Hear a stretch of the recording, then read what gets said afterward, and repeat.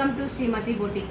నేను శారీలో ఉన్న ఫ్లవర్ని మనం ఈ శారీ సింపుల్ శారీని వచ్చేసి ఈ శారీలో ఉండే ఫ్లవర్ తీసుకొని వర్క్ చేశాను. ఇది వచ్చేసి సపరేట్ క్లాత్ తీసుకున్నామండి. దీనికి వచ్చేసి కాటన్ సిల్క్ సపరేట్ క్లాత్ తీసుకొని ఇది సింగిల్ ఫ్లవర్ ఉంది. మనం వచ్చేసి ఈ ఫ్లవర్ ఇట్లా డబల్ వచ్చేలాగా డబల్ వర్క్ చేశాను. హ్యాండ్స్కి చాలా బాగా వచ్చింది work. Red work sugar beads use చేశాను. ఇది చాలా బాగా కనిపిస్తుంది. పింక్ శారీ మీద మనకు ఈ శారీ పింక్ బ్లౌజ్ మీద శారీ కలర్తోన ఇది సింగిల్ ఫ్లవర్ని నేను డబల్ చేసి ఇలా హ్యాండ్స్కి ఇలా ఇచ్చాము. 2 హ్యాండ్స్ ఇలా వచ్చింది.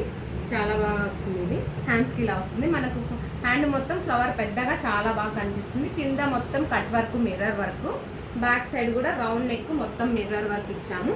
ఇలా మిర్రర్ వర్క్ ఇచ్చాము. ఫ్రంట్ సైడ్ కూడా 1 సైడ్ మిర్రర్ వర్క్ వస్తుందండి. ఫ్రంట్ సైడ్ మొత్తం ఓవరాల్ బ్లౌజ్ అంతా అక్కడక్కడ డాట్స్ మిర్రర్తో డాట్స్ ఇచ్చాము. చాలా బాగా వచ్చింది ఇది. ఇంకొకటి కూడా శారీ ఇది శారీ వచ్చేసి రెడీమేడ్ వర్క్ అండి. ఇది మనకు దీంట్లో బ్లౌజ్లో ఇచ్చాడు వర్క్, అది ఎందుకు యూస్ కాకుండా అలా ఇచ్చారు. దాన్ని నేను కొంచెం ప్లాన్ చేసేసి ఇలా వర్క్ చేశాను. ఇది వచ్చేసి మనకు లెక్చరర్ ఇచ్చారు, శ్రేయ గారు ఇచ్చారు. ఇది వచ్చేసి బ్యాక్ సైడ్ ఇలా ఉంటుంది. ఇది ఎటు సైడ్ యూస్ కాకుండా ఉండింది, దానికి నేను ఇలా వర్క్ చేశానండి. ఇది హ్యాండ్స్కి వచ్చేసి ఇది మగ్గం వర్క్ చేశాను. ఇదేమో రెడీమేడ్ వర్క్, దానికి మ్యాచ్ చేసి ఈ 2 హ్యాండ్స్కి ఇలా మగ్గం వర్క్స్ చేశాను.